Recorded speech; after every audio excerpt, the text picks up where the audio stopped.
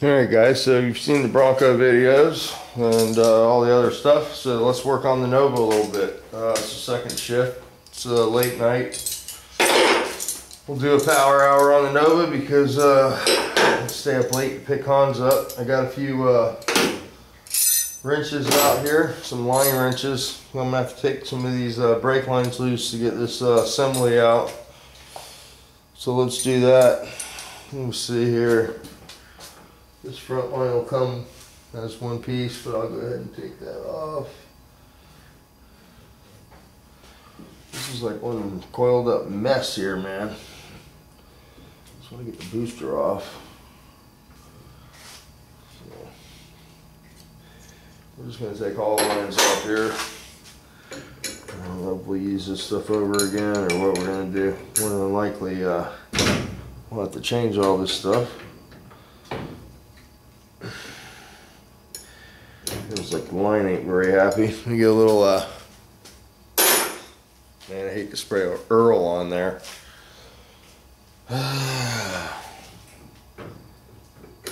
just go with it.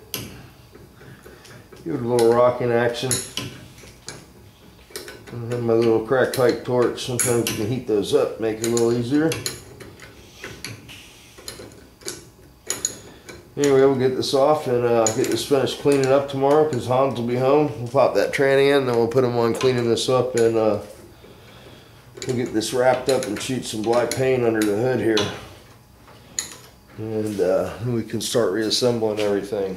I'll get my bushings ordered tomorrow. Hopefully I'll be able to find some somewhere and pick them up.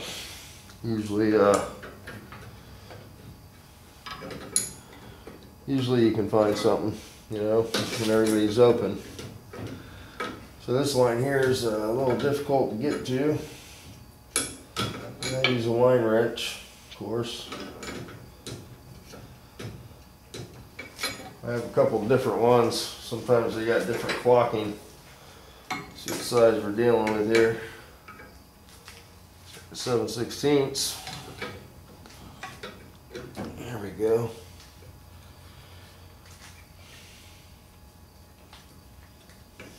I don't know.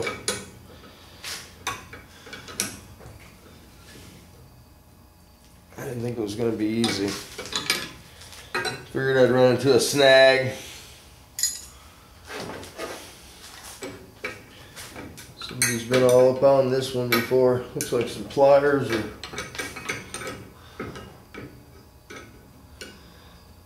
something crazy. Yeah, I'm going to take a chance of stripping that. Let me see here.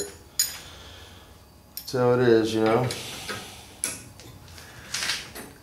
There we go. Go for broke. Already broke, but you know what I mean. So anyway, there we go.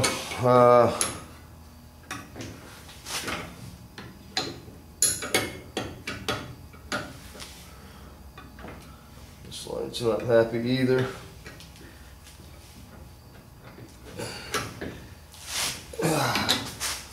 I guess it's pretty old, you know. I don't think about how old stuff gets, but so you start working on it, you know. Stuff's been tight for a long time. Probably the last time this was off was in Detroit. So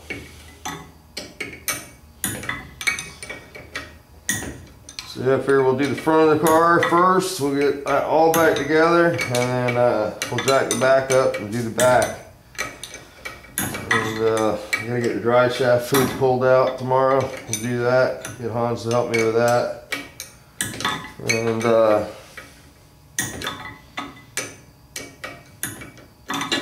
don't know, I might use some fiberboard in the back instead of sheet metal and cover it with some material for that package tray area and stuff, you know. I don't really plan on ever racing this car anymore, bracket racing it, you know. It was an old bracket car, so it's more going to be a steak and shake car. Street racing's pretty much done around here, you know. Nobody does that anymore, so everybody goes and sits in the parking lot and sits in the lawn chairs, you know. So Andrea likes that stuff. The girls like it, so you know, it's a fun night out. Take all the kids. Well, Hans won't go, but you know what I mean. So yeah, this is a couple nights in a row now. Well, not in a row, but just can't get used to him being out late, you know. It's weird when your kids aren't at home and the house is locked. And, I was telling Andrew I'm gonna have a hard time when he moves out, I think. I always figured he'd be hanging out, you know, but I don't think so. I think he'll be off to something.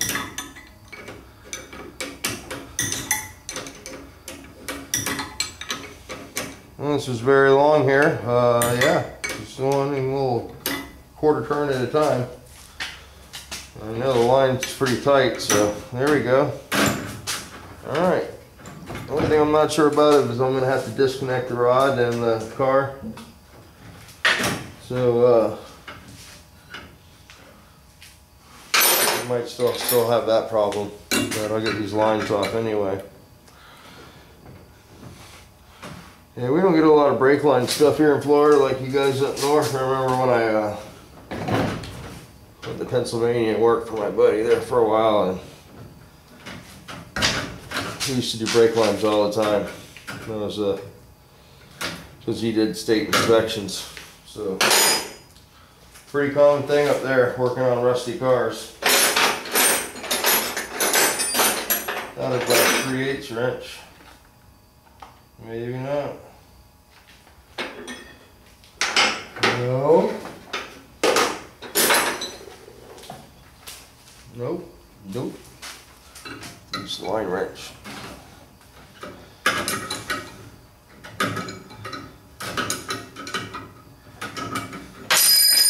Got the drops. Oh yeah.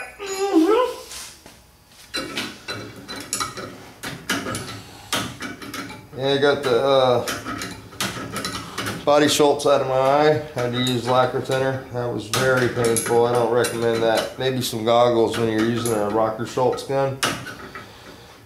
I guess the nozzle got plugged up on the thing, and you know, I wasn't looking directly at the hole, but it came out of there like a hit oil, and happened to hit my eye. Didn't go right in my eye, but it was all over my face.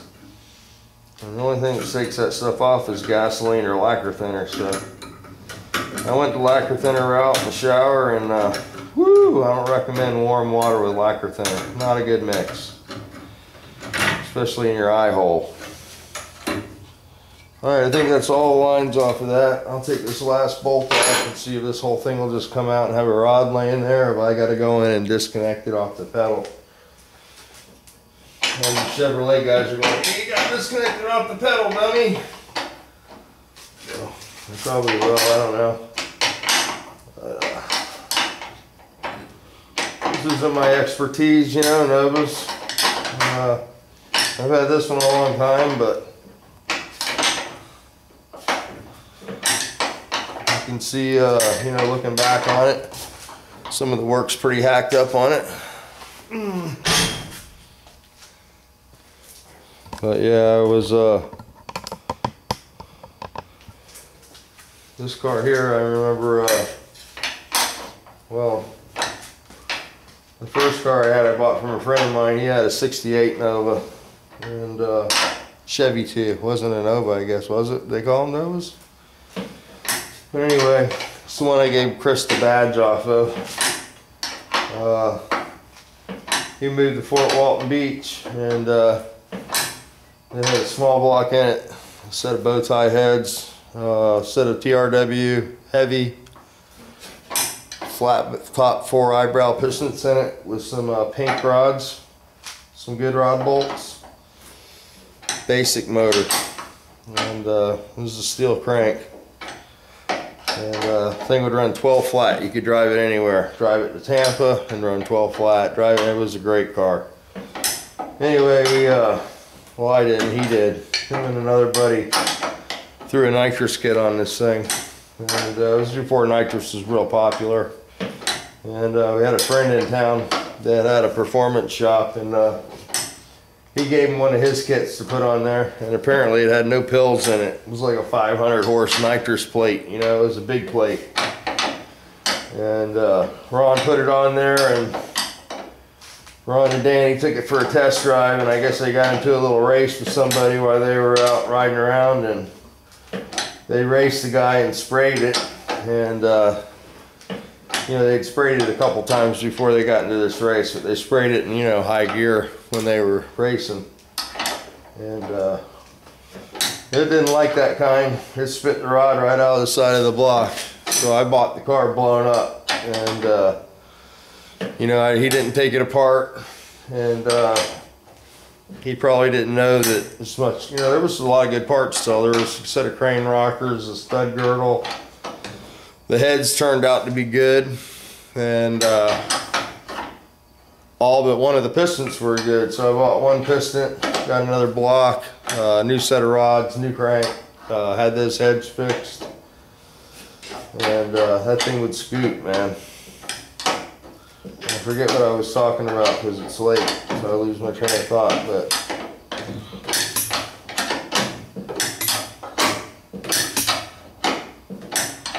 well, anyway, that was the 68 Nova, and I met Andrea.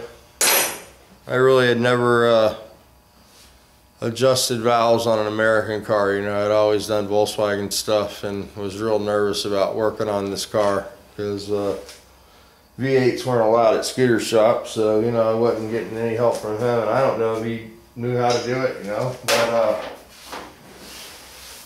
Danny Holmes, a friend of Andrea's, and my other buddy Ron, he agreed to come down to the shop and adjust the valves on this, and apparently he had invited Andrea to the shop, and I saw Andrea at a stoplight on the way to the shop, and I, you know, said something to her, and she's like, "Oh, I'm going down to so-and-so." I'm like, "That's my shop." And she followed me down there, and the rest is history. But she ended up wrecking that car, and we got this car. So I'm gonna have to go in there and pull that off the pedal, it looks like. So yeah, that'll be another video, or it'll just be gone next time. And we gotta get that off. I gotta reseam seal all this. Is bad. Clean that up a little bit, and we can do a little black paint on here.